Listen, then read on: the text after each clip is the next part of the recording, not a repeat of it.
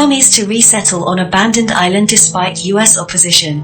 A group of international communists has been granted permission to settle on an island that was abandoned by the Portuguese after a volcanic eruption in 1912.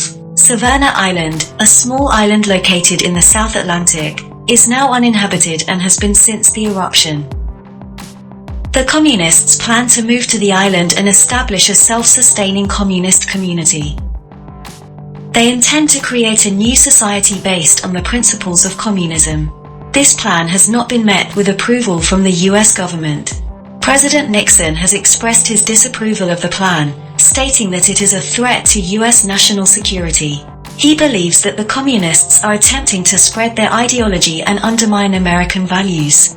The Portuguese government has granted permission for the group to settle on the island, as it has remained uninhabited for close to 50 years. It is unclear if the US government will take action or if the communists will be allowed to move to the island and establish their community. It remains to be seen what will happen with the situation. The eruption of Mount Abila in 1912 was a major volcanic eruption that occurred on the island of Severna, an island 600 miles southeast of the Falkland Islands. The eruption began on April 6, 1912 and lasted for 3 days, with the eruption column reaching up to 20 kilometers in height.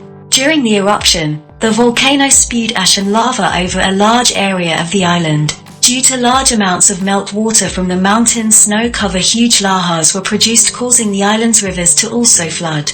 The lava flows reached the island's capital, Rio Cruz, and destroyed many of the city's buildings and structures, leaving only the island's stone cathedrals standing. The eruption also caused widespread destruction to the island's crops, livestock, fresh water, and forests.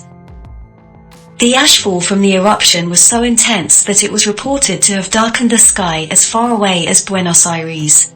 In addition to the destruction, the eruption resulted in the evacuation of the island's inhabitants.